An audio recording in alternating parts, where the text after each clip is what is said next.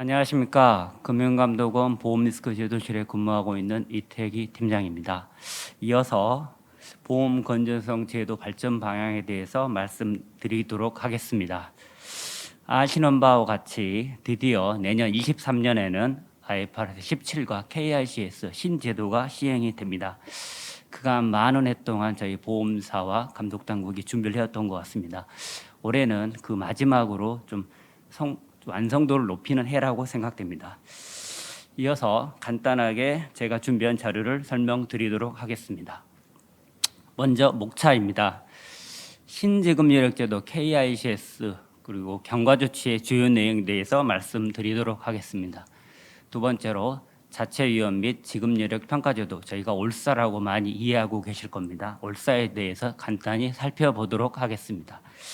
마지막으로 신제도 IFRS 17과 KICS 연착륙을 관련 지원 방안, 저희 실의 주요 업무 22년의 계획에 대해서 간단히 소개해 드리도록 하겠습니다. 먼저 신지급여력제도 및 경과조치 주요 내용입니다. 저희가 도입 경과를 간단히 보시면 굉장히 오랫동안 저희가 KICS를 준비해왔던 것으로 이해하실 수 있을 것 같아요. 저희가 이제 ICS, KICS 이렇게 이름부터 좀 준비를 해왔었고요. 첫 번째 보시면 2017년 3월 공개 협의안을 최초에 발표했습니다. 그리고 나서 필드 테스트를 실시하였고요. 이어서 18년, 19년, 20년, 21년 이어서 계속되는 영향평가, 계량 영향평가를 4차에 걸쳐서 실시하였고요. 거의 이제 작년 연말경 저희가 거의 최종안이라고 생각되는 안을 발표를 했습니다. 그래서 아마 저희 원 홈페이지에 오시면 최종 도입 기준 잠정안을 보실 수 있습니다. 그리고 현재 거의 마지막 단계의 영향평가를 실시하고 있다고 이해하시면 될 것 같습니다. 5차 계량 영향평가를 현재 실시하고 있습니다. 다음 페이지입니다. 많은 분들이 KICS 기본 구조를 많이 이해하시고 있을 텐데요. 아마 또 이 보험업계에 계신 분들이 큰 틀에서 이해를 돕고자 좀 간략히 기본 구조를 설명드리도록 하겠습니다. 먼저 저희가 KICS를 하기 위해서는 그간 좀 다른 어떤 자산부채 평가 제도가 필요합니다. 그래서 첫 번째 자산부채 시가평가, 가용자본 산출 로직이 필요합니다. 스타팅 포인트는 일반 기업의 기준의 BS부터 출발을 해서요. 자산부채 자본 이렇게 나오는 것을 건전성 감독 기준 재무제표 BS죠. 그리고 흔히 우리가 팹이라고 이야기를 해오고 있습니다. 그래서 여기서 좀 자산과 부채의 조정이 있어서 순자산의 차이가 발생합니다. 이 순자산을 기초로 저희가 가용자본을 산출하게 되어 있습니다. 이 순자산에서 차감과 가산 항목을 조정함으로써 가용자본이 완성이 됩니다. 두 단계로 요구자본 산출을 간단히 살펴보도록 하겠습니다. 아까 1단계에서 마련된 건전성 자본 기준, 감독 기준에 대한 BS에 대해서 충격 부여 전 재무제표를 기초로 여기다가 충격을 부여하는 겁니다. 계리적 과정이라든지 경제적 과정에 충격을 부여함으로써 순자산이 변동하게 됩니다. 그 순자산의 변동분, 감소분이 요구자본이라고 이해하시면 될 것 같습니다. 아마 큰 틀에서 이렇게 요구자본과 가용자본이 산출이 되면 현행 계속 산출하고 있는 지급여력 비율이 산출이 된다라고 로직컬리 이해하시면 될 것 같습니다. 그래서 이 경우에도 동일하게 100%를 미달하는 경우에는 적기 시정 조치가 발동이 되게 되어 있습니다. 다음 페이지입니다. 참고로 각국의 건전성 제도 관련해서요. 시가평가 기반의 지급여력 제도가 어떻게 도입이 되어 있는지 간략하게 살펴보도록 하겠습니다. 먼저 유럽을 보시면 아마 솔벤시 2라고 이해하실 겁니다. 그래서 솔벤시 1에서 솔벤시 2로 넘어가면서 경제적 가치 기반, 그러니까 자산부채 시가평가를 기반으로 한 지급여력제도 솔벤시 2를 도입을 하였고요. 그게 16년도입니다. 저희가 아마 처음에 제도를 출발했을 때 17년도에 15년, 16년도에 이런 어떤 시가평가 기반의 제도를 출범했을 때 유럽의 솔벤시 2를 많이 참조를 하였다고 이해하시면 될 것 같습니다. 두 번째로 이제 미국의 경우인데요. 미국 경우에도 RBC 제도를 운영하고 있는데 부채, 그러니까 시가평가 부채를 기반하는 PBR 제도를 20년부터 시행하고 있고요. 그리고 일반 회계에서 보험계약 회계 기준이 약간 이제 저희 IFRS 17과 완벽히 동일하지 않지만 시가평가의 개념을 도입해서 부채평가를 도입해서 23년부터 시행할 예정에 있습니다. 그러니까 IFR 17과 시행 시기는 아마 동일한 것으로 이해하시면 될 것 같고요. 밑에서 보시면 LDTI (Long Duration Contract Targeted Improvement라고 해서요. 이게 이제 장기, 이제 보험계약, 생명 장기라고 이해하시면 될 것 같아요. 거기에 대한 보험 계약에 대한 어떤 평가 방법입니다. IFR 17과 차이가 약간 있습니다. 아마 그런 거에 대해 더 궁금하신 분은 이 기준서를 아마 다운받아서 보시면 좀 도움이 될 것 같습니다. 다음으로 캐나다의 경우에 공정가치 기반의 지급여력 조절, 라이켓이라고 해서 이미 시행을 했고요. 호주 같은 경우는 꽤 오래전부터 보험부채 시가평가 기반의 지급여력 조절을 시행하였습니다. 이하 뭐 중국, 싱가포르, 일본, 대만도 아마 시가평가 기반의 지급여력 제도를 이제 준비하고 있거나 이미 시행한 국가들이라고 이해하시면 될 것 같습니다. 다음 페이지입니다. 좀 더 구체적으로 가용자본의 산출 구조를 한번 살펴보도록 하겠습니다. 아마 전전 페이지에서 간단히 말씀드렸듯이 일반 회계 기준에 의한 BS, 이제 감독 회계라고 이해하시면 될 것 같은데, 감독 재무제표에서 자산, 부채, 자본, 이제 여기서의 부채의 경우에는 벨 RACSM, 저희가 이제 벨 RACSM이라고 부채 구성 항목으로 이제 그 감독회계에서 이해하시고, 그 일반 회계도 동일하니까 IFR 17의 내용을 근거하여 벨 RACSM으로 이제 아마 저희가 세팅을 해놓은 다음에요. 이것을 건전성 감독 기준의 재무제표, 흔히 이제 팹이라고 저희가 계속 부르고 있죠. Prudential Accounting Principle이라고 이해하시면 될 것 같습니다. 여기서 자산의 경우에도 좀 더 보수적으로 시가평가 안 하는 것들도 시가평가하는 어떤 그런 구조로 가게 되고요. 부채의 경우에도 ICS를 기반으로 저희가 많이 좀 이렇게 KICS를 만들었는데요. CERM, 그러니까 현행 추정 부채와 리스크 마진으로 구성되어 있습니다. 이게 벨 RCSM과는 약간 차이가 있다. 뭐 큰 틀에서는 동일하다고 볼 수 있지만 CSM의 인정 여부라든지 RM의 어떤 방법론에서 미세한 좀 차이가 있다라고 보시면 될 것 같고요. C를 구성하는 벨을 구성하는 어떤 현금 흐름 측면에서도 미세한 차이가 있습니다. 아까 말씀드린 바와 같이 이제 순자산이 나왔지만 여기서 가용자본을 전환하는 과정은 손실 흡수성이 있냐 없냐. 그러니까 손실 흡수성이 없는 경우에는 차감을 하고요. 부채일지라도 손실 흡수성이 있다. 그러면 가산하여 가용자본을 완성을 합니다. 이제 이 가용자본을 이제 저희가 또 밑에 이제 그림으로 도표로 연결되듯이 가용자본이 크게 자본성 증권과 기타 자본 항목이죠. 우리가 자본잉여금, 자본, 뭐 이익잉여, 기타 포괄손익이라고 이해하시면 될 것 같습니다. 먼저 이제 자본증권이 좀 분류가 됩니다. 그래서 기본 자본 요건 충족과 보완 자본 요건 충족으로 나눠져서 기본 자본을 요건을 충족하는 부분과 혹시 이제 기본 자본 요건 충족할지라도 한도 초과 부분이 있다면 보완성으로 넘어가. 옆에 이제 도표를 보시면 조건부 자본증권의 경우에는 뭐 15%까지만 인정한다. 좀 더 그래서 그게 한도 초과 부분이 나오면 보완으로 넘어가는 어떤 구조로 되어 있습니다. 그리고 이제 아까 기타 자본 항목, 자본금, 자본잉여금, 이익잉여금, 뭐 기타 포괄성 이런 분류인데요. 이것도 기본 자본으로 인정받지만 손실 흡수성이 좀 제한된다라고 하는 것들은 차감하여 이제 기본 자본이 완성이 됩니다. 또 오른쪽으로 표를 이제 그림을 보시면 해약환급금 부족분이라든지 순이연법인세 자산 등은 좀 조정을 해서 이걸 손실 흡수성이 제한이기 때문에 보완성으로 넘겨주고요. 아까 위에서 자본성 증권에서 보완으로 넘어온 것들과 밑에 이렇게 넘어온 손실 흡수인 제한이 있는 어떤 기타 자본에 대해서 합쳐가지고 보완 자본이 완성이 됩니다. 근데 이 보완 자본을 100% 다 인정하느냐? 그렇진 않고요. 요구 자본의 50%의 범위 내에서 한도를 부여함으로써 이제 보완 자본이 완성이 되고 이 기본과 보완이 합쳐지면 마지막으로 가용 자본이 완성이 된다고 이해하시면 될 것 같습니다. 다음 페이지입니다. 다음 페이지 이제 요구 자본의 산출 구조인데 굉장히 요구 자본의 내용이 이제 막 아마 KICS 저희가 배포된 4.0 이번에 최근에 이제 홈페이지에 올라온 잠정안을 보시면 굉장히 양이 방대합니다. 이 방대한 양을 좀 축에서 간단히 설명드리고요. 아마 좀 더 아마 내용을 더 자세히 또 최근에 약간의 변화된 어떤 기준을 보고 싶다 그러면 저희 홈페이지에 올라와 있는 잠정안 거의 파이널 버전이라고 이해하시면 될 것 같아요. 그 파이널 버전을 살펴보시면 좀 큰 도움이 될 것 같습니다. 간략히 도회를 보여드리면 먼저 총 요구자본에서 요구자본에 대한 범위세 효과를 차감하여 기본 요구 자본이 산출이 됩니다. 이제 기본 요구 자본은 어떻게 구성되어 있느냐? 생명장기, 일반 손해, 신용, 시장, 운영 리스크로 구분이 됩니다. 먼저 간단히 생명장기 보험 리스크 쪽이죠. 보험 리스크를 살펴보면 기본은 시나리오 방식으로 산출한다. 흔히 뭐 샥 방식이라고 하죠.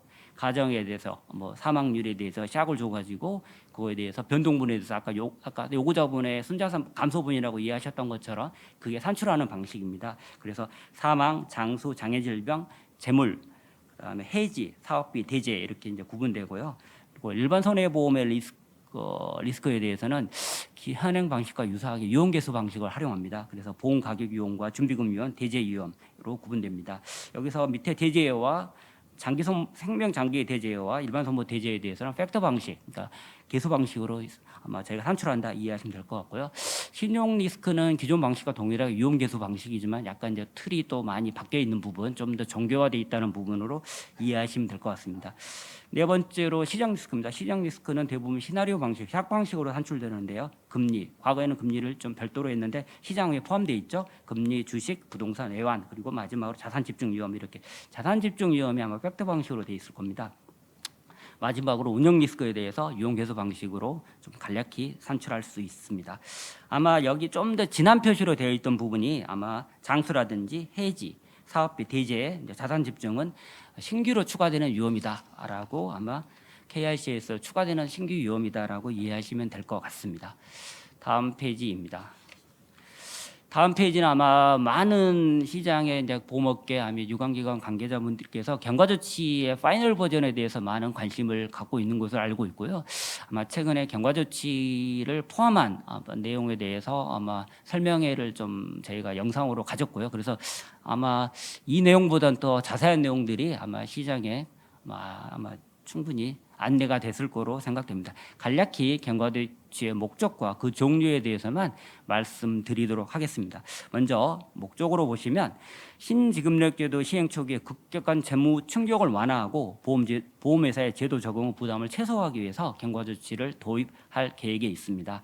먼저 종류로 보시면 모든 회사에 다 적용되는, 그러니까 선택하지 않고 다 적용하는 어떤 파트와 취약회사가 본인 선택에 의해서 선별 적용할 수 있는 부분으로 나누어집니다. 먼저 모든 회사가 공통적으로 적용되는 부분은 가용자본과 업무보고서 파트인데요.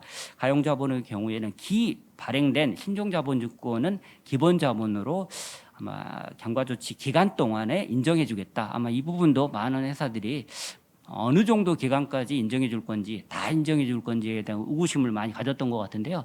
상당 부분 부담을 최소화하기 위해서 아마 경과조치 기간 동안 인정해 주는 것으로 결정을 했고 기발행된 부분은 제한 없이 인정해 주는 것으로 아마 잠정안이 나와 있습니다. 업무 보고서의 경우에도 아마 제출에 대한 부담, 새로운 제도의 아마 양이 뭐 전에 어떤 방식과 다른 방식이기 때문에 좀 부담이 될 것으로 예상되어 있어서 보고나 공시에 대해서 아마 1개월씩 연장하는 방식을 아마 제안할 계획에 있습니다. 그리고 선별적으로 적용하는 걸 먼저 첫 번째 보시면 가용자본입니다. 가용자본 측면에서 책임진 비금 증가분을 점진적으로 차감하겠다고 제가 TTP라고 이제 많은 어떤 이 업계에 계신 분들이 이해하고 있는 건데요. 트랜지셔널 메저 원 테크니컬 프로비전이라고 해서요. 아마 그 부분을 점진적으로 차감해서 가용자본을 초기에는 다 인정해줬다가 아마 10년에 걸쳐서 조금씩 차감하는 것으로 아마 잠정안이 되어 있습니다. 그래서 아마 그 내용을 좀 더 참조하시면 될 것 같고요. 두 번째로 요구자본 측면인데 아까 말씀드린 신규 위험, 그러니까 신규 보험 위험 측면에서 좀 점진적으로 강화한다. 아마 이것도 10년에 걸쳐서 강화하고 있다라고 이해하시면 될 것 같고요. 그리고 주식과 금리에 대해서 많은 전문가라든지 시장에서 의견이 주식과 금리도 부담이 굉장히 크다. 기존 제도에 비해서. 그래서 이 부분도 추가적인 어떤 경고조치가 필요하다는 의견을 저희가 수용하여 아마 일정 수준에서 아마 점진적으로 강화하는 것으로 아마 잠정안이 마련되어 있습니다. 아마 그 내용을 참조하시면 아마 도움이 되실 거라고 보고요. 마지막으로 이제 KRCS가 시행되면 굉장히 어떤 부채가 굉장히 많이 늘어나고 또 변동성이 크기 때문에 어떤 비율에 대한 급감이라는 걸 많이 걱정하고 있습니다. 시장에서도 그런 우려가 있고요. 또 아마 금리에 대한 영향이 굉장히 크기 때문에 일시적으로 하락할 수도 있기 그런 그러니까 ALM 매칭이 좀 더 부족한 상태에서 아마 그런 우려가 있기 때문에 KRC 비율을 적용하면 적기 신용조치 연계를 어떻게 할 거냐라는 많은 어떤 관심이 많았던 항목인데요. 아마 저희가 유예 측면을 아마 RBC 비율이 혹시 이제 KRC 비율이 안 좋더라도 적개신용치 비율보다 그러니까 100%를 미달하는 경우에 그 당시에 RBC 비율이라든지 이런 걸 산정했을 때 100% 이상이라면 일정 기간 동안에 좀 적기 시정 조치는 유예하고 좀 관리 감독 MOU 체계를 통해서 계속 건전할 수 있도록 그런 어떤 계획을 할 계획이 있습니다. 그래서 아마 이 기간도 아마 대략 5년 정도를 생각하고 있습니다. 아마 잠정안을 보시고 아마 좀 더 이해를 도우시면 될 것 같습니다. 다음으로 올사 제도에 대해서 간단히 살펴보도록 하겠습니다. 올사 제도는 자체위험 및 지급률의 평가 제도라고 이제 이해하시면 될 것 같은데요. 보험회사가 자체적으로 리스크 관리의 적정성과 미래 경영 계획을 반영한 재무 건전성을 평가하는 절차입니다. ICS의 보험 핵심 원칙에서도 전사적 리스크 관리의 핵심 요소로서 어떤 올사를 규정하고 있습니다. 또한 IMF에서 우리나라의 보험 부분에 대한 FCF 평가에서 올사 제도를 지속적으로 추진할 것을 공고하고 있는 상황입니다. 국내 도입 경과를 간단히 말씀드리면요, 16년 4월 저희가 이제 제도 시행 근거를 이제 세칙이나 규정에 마련하였습니다. 그리고 17년 2월에 구축 관련 유의사항을 시장에 안내한 바 있고요. 18년 12월에 올사에 대한 운영 계획을 수립하여 평가했던 저희가 지침을 시장에 안내한 바 있습니다. 그 이후에 3개년에 걸쳐서 올사 운영 실태를 매년 평가해오고 있습니다. 다음 페이지입니다. 다음 페이지 올사 도입회사에 관련해서 이렇게 이제 유의회사 도입회사 관점에서 제가 계속 평가해오고 있는데요. 도입회사에 대해서 저희가 최근에 이제 올사 운영 수준을 고도화를 위해서 작년에 이제 올사 평가 지침을 좀 더 강화했습니다. 그리고 EU의 올사 가이드라인과 미국의 올사 가이드 매뉴얼을 참고하여 좀 원칙 중심의 평가 기준을 마련하였고요. 그걸 토대로 저희가 체크리스트를 마련하여 평가를 하고 있습니다. 그래서 이제 금감원은 이제 보험회사가 제출한 체크리스트를 바탕으로 이제 올사의 운영 수준을 평가하고 있습니다. 크게 이제 4개 분야의 평가 부분에 대해서 9개 평가 항목으로 상중하로 평가하고 있고요. 전체 평가 항목에 대한 결과를 바탕으로 운영 수준을 우수, 양호, 보험, 미흡으로 4단계로 구분하고 있습니다. 올사 유예회사에 대해서도 저희가 이제 지속적으로 관리하고 있는데요. 올사 준비 계획을 수립하고 추진하도록 매년 준비 현황을 평가하고 있습니다. 특히 이제 올사를 위한 회사의 경우에는 준비 계획을 수립 여부와 그리고 매년 도입 경과를 이사에게 보고하고 있는지를 체크하고 있어서 이 부분도 보험업계에서 유예하는 회사의 경우에 한 번 뭐 유예 결정하면 끝나는 게 아니라 지속적으로 좀 재정립하는 어떤 그런 프로세스가 필요하다라는 걸 다시 한번 당부드리도록 하겠습니다. 이어서 올사 도입 현황에 대해서 현재까지는 저희가 19개사가 올사를 시행 중에 있습니다. 그래서 상보 9개사, 선보 10개사입니다. 그리고 아마 저희가 KRCS 준비 때문에 많은 회사들이 유예하고 있는데요. KRCS가 준비가 좀 완료되고 23년, 24년 이렇게 많은 회사들이 도입을 이제 준비하고 있습니다. 그래서 아마 23년, 25년까지는 대부분의 회사들이 도입을 할 것으로 예상하고 있습니다. 간단히 운영 수준을 말씀드리면 초기에는 약간 이제 뭐 보통이나 좀 미흡한 사례들이 많이 있었는데 이게 3년 쌓이다 보니까 그래도 회사 자체적으로 고민도 많이 하고 저희하고 좀 계속 뭐 토론도 하고 이런 과정에서 좀 운영 수준이 계속 향상되고 있습니다. 뭐 참고로 20년의 경우에는 10개사가 이제 양호 이상이었는데 작년의 경우는 3개사가 는 13개사가 양호 이상으로 평가되었다라고 말씀드리겠습니다. 다음 페이지입니다. 다음 페이지는 이제 저희가 운영상의 유의사항을 간단히 말씀드리고 싶어서요. 이 자리를 통해서 안내하고자 합니다. 올사 도입회사의 경우에는 저희가 이제 지배구조나 중요리스크 평가 항목에 좀 미흡한 점이 많이 있었던 것 같아요. 그래서 지배구조 측면에서 올사의 적정성을 담보하기 위해서 독립적인 제3자에 대한 올사 점검이 굉장히 중요한 저희가 요인으로 보고 있는데 많은 회사들이 이 부분을 좀 간과하고 있는 것 같습니다. 우수 사례로 간단히 말씀드리면 일부 사례의 경우에는 컨설팅사를 통해서 좀 점검을 하고 있고 일부 사례는 내부 감사를 통해서 이제 요구 자문의 산출 및 위험 상황 분석 시나리오에 대한 것을 이제 살펴보도록 이렇게 하고 있습니다. 그래서 이러한 부분이 굉장히 제가 봤을 때는 잘 운영하고 있는 사례로 이제 말씀드리고자 하고요. 두 번째로 운용 리스크 측면인데요. 운용 리스크를 중요 리스크와 비중요 리스크를 이제 이용 모두를 이제 판단을 해야 되는데 저희가 우수 사례로 말씀드리고 싶은 게 이런 과정에 한 번 하면 끝나는 게 아니라 매년 어떤 어떤 리스크에 대한 변화라든지 경제 환경 변화로 인해서 어떤 매년 새롭게 리스크를 재평가하는 과정이 굉장히 중요하게 저희가 보고 있습니다. 그래서 아마 이건 당연한 이야기인데 회사 입장에서도 한번 중요 비중요 나눴다고 끝나는 게 아니라 매년 이런 과정을 프로세스를 재점검하고 재평가하는 절차가 굉장히 좋은 어떤 리스크를 관리하는 어떤 사례다라고 말씀드리고자 합니다. 그래서 이제 제가 계속 말씀드리는 게 유해사가 계속 뭐 이렇게 유해가 장기화되지 않도록 회사가 좀 더 관심을 갖고 좀 유해에 대해서 좀 장기화되지 않도록 유의할 필요가 있다고 다시 한번 당부드리도록 하겠습니다. 다음입니다. 다음은 저희 이제 보험리스크 제도실에 22년 아마 이제 저희가 시행에 주어진 1년간 저희가 해야 될 일들을 간략히 좀 안내드리고 아마 저희가 협업을 통해서 연착륙을 할 수 있도록 아마 최선을 다하도록 하겠습니다. 첫 번째로 신제도 도입 대비 법규를 당연히 이제 올해 중으로 최대한 빨리 이제 개정을 완료할 예정이 있고요. 그리고 이제 신제도에 대한 정착 지원을 노력할 계획이 있습니다. 첫 번째로 신제도 IFRS 17과 KICS 도입 관련 법규 개정을 좀 마무리하고 또 경영공시 현재까지 좀 준비해야 될 것들 그리고 경영공시상의 재무 상황이라든지 리스크 공시 등에 대해서도 어떤 준비를 하도록 하겠습니다. 두 번째로 아마 업계에서 많은 의견이 있었는데요. 이게 소통이 지금까지 저희가 많이 해왔다라고 말씀드렸는데 좀 부족한 면이 있다라고 저희도 좀 고민해서 올해 이제 유관기관 협회, 보험개발원, 보험연구원 등 유관기관과 또 보험회사가 참여하는 신제도의 어떤 지원 실무반, 뭐 협의체 이런 것을 운영할 계획이 있습니다. 아마 이런 좀 주기적인 협의체를 통해서 시장에서 궁금해하는 것들도 논의하고 이런 거에 대해서 질의응답 그리고 이런 걸 빨리 정리해서 공유해서 아마 준비에 좀 만전에 기할 수 있도록 저희가 적극 지원할 예정에 있습니다. 세 번째로 이제 할인율 제도에 대해서 작년 연말경에 저희가 좀 자문위원회를 좀 구성을 했고요. 그리고 최초 회의를 개최를 해서 어느 정도 큰 틀은 갖춰졌다고 생각합니다. 그리고 아마 주기적으로 이제 할인율 자문위원회를 개최를 해서 산출 기준을 좀 결정하고 또 부채 시가평가 시에 활용될 수 있는 할인율 정보를 분기 단위로 산출 제공할 예정에 있습니다. 아마 할인율이 아마 보험부채 평가에 미치는 영향이 굉장히 크기 때문에 많은 회사들이 이에 대해서 관심이 크다는 걸 알고 있고요.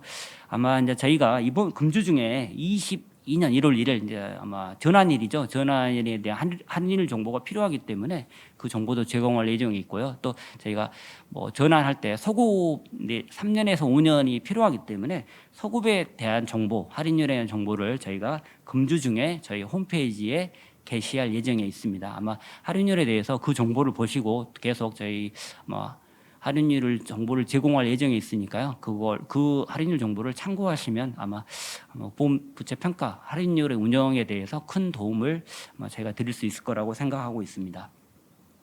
다음 페이지입니다. 아마 저희가 이제 두 번째로 신지급 여력제도의 준비 이제 거의 마지막 이제 준비 단계인데요. 아마 준비 상황에 대해서 어느 정도 회사들이 준비 잘하고 있는지 뭐 몇 년간 계속 점검해 왔었는데 뭐 일부 준비를 잘하고 있는 회사도 있지만 약간 미흡한 회사도 있었고요. 그런 부분을 저희가 이제 마지막으로 체크를 해서 내년에 큰 어떤 문제 없이 KICS 비율이나 IFRS에 대한 재무 정보가 산출될 수 있도록 노력할 계획이 있습니다. 첫 번째로 보험회사에 대한 계량년 평가 도입 준비를 이제 점검하고 미진한 회사에 대해서는 대응 계획을 좀 마련토록 하겠다라고 아마 그간 계속 해왔던 건데요. 현장 방문을 통한 컨설팅을 하고요. 필요시에는 경영진 면담을 통해서 좀 완성도를 높여야 된다라는 것을 좀 더 협의하도록 하겠습니다. 두 번째로 저희가 이제 해설서를 마련할 계획이 있는데요. 새로운 건전성 감독제도 도입에 따라 업계 실무 담당자 이해도 제고를 위해서 해설서를 금년 중에 좀 조기에 마련해서 업계에 큰 도움이 될 수 있도록 배포할 예정이 있습니다. 마지막으로 이제 아마 많은 회사들이 이제 아직은 준비하고 있지는 않지만 일부 회사들이 KICS 내부 모형에 대해서 관심을 갖고 있습니다. 그래서 일부 회사들이 좀 TF를 구성하여 운영하고 있는 회사도 있는 것으로 알고 있습니다. 그래서 관심을 갖고 있는데요. 저희도 아마 그간 좀 인력 부족 문제로 표준 모형을 먼저 마무리해야 되기 때문에 좀 내부 모형에 대한 승인에 관련 준비가 좀 미흡한 상태에 있는데 올해는 내부 모형 승인 절차, 대상 요건 등 국내 보험사 특성을 고려하여 어떤 KRCS 기반의 내부 모형 승인 기준 운영 방안을 마련토록 하겠습니다. 아마 이 부분이 마련되면 아마 내년 중에는 뭐 일부 회사가 좀 준비를 해서 아마 승인을 준비하는 어떤 그런 단계에 들어가지 않을까 싶습니다. 마지막으로 이제 IFR 17 보험 감독에 관련인데요. 첫 번째로 이제 22년부터 회사가 병행 결산을 합니다. 그래서 병행 결산에 대비해서 아마 저희가 회계 결산 관련 내규, 내부 회계라든지 계리 기준이 어느 정도 또 시스템이 잘 정비되어 있는지 구축되어 있는지를 점검할 계획이 있습니다. KICS와 같이 연계해서 현장 점검이 아마 이루어지지 않을까 싶습니다. 두 번째로 이제 IFR 17에 대한 어떤 재무적 영향 평가를 그간 좀 매년 해왔었는데요. 23년은 정말 이제 바로 내년이기 때문에 거의 마지막 재무 영향 평가이지 않을까 싶습니다. 그래서 회사의 어떤 결산 능력, 어떤 시스템의 완성도를 좀 체크할 필요가 있어서 재무 영향 평가를 실시할 계획이 있고요. 올해의 경우에는 제가 전환일 22년 1월 1일이죠. 1월 1일의 재무적 어떤 영향 평가와 그리고 1분기 말 영향 평가를 아마 좀 단계적으로 저희가 제출을 받고 또 1분기의 결산 또 손익이죠. 단기 분기 순이익이죠. 분기 순이익의 변동성도 분석을 하여 이 부분에 대해서 적정성이라든지 좀 미흡한 부분이 있다면 저희가 이제 회사를 이제 올 여름부터 분석을 해서 올해는 꼭 좀 많은 회사들을 직접 찾아가서 현장 방문을 통해 어떤 미흡한 점에 대해서 안내하고 개선할 포인트에 대해서 좀 저희가 컨설팅할 수 있는 계기를 꼭 올해는 갖고자 합니다. 그래서 그런 부분 아마 일정 저희가 향후에 어느 정도 정리되면 또 안내토록 하겠습니다. 마지막으로 저희가 이제 아까 KIC에서 마찬가지로 이제 뭐 해설서가 굉장히 중요한 것 같습니다. 그래서 아마 보험액에 관련 해설서를 마련하여 좀 교육을 강화할 예정에 있고요. 그리고 이제 저희가 IFRS 관련된 정보들이 시장에 많이 부족하다라는 의견들이 되게 많이 있었던 것 같습니다. 뭐 그런 부분을 저희가 좀 인지하고 좀 뭐 필요한 자료가 있으면 바로 업로드를 통해서 좀 정보 공유를 보다 좀 활성화할 계획이 있습니다. 아마 이제 올해 이제 1월 중순 뭐 거의 말 돼가고 있는데요. 한 11개월 내년에 정확히 따지면 뭐 저희가 3월 말 결산부터 받으니까 그렇게 많은 시간이 남아 있지는 않습니다. 그래서 아마 저희도 굉장히 올해는 중요한 해고 보험업계 입장에서도 IFR 17 전사적 영향을 아마 강화할 중요한 해라고 생각되고요. 아마 감독당국과 함께 좀 IFR 17이 또 KICS가 내년에 무리 없이 보험업계에 정착될 수 있도록 좀 최선을 다하겠습니다. 이상 발표를 마치도록 하겠습니다. 감사합니다.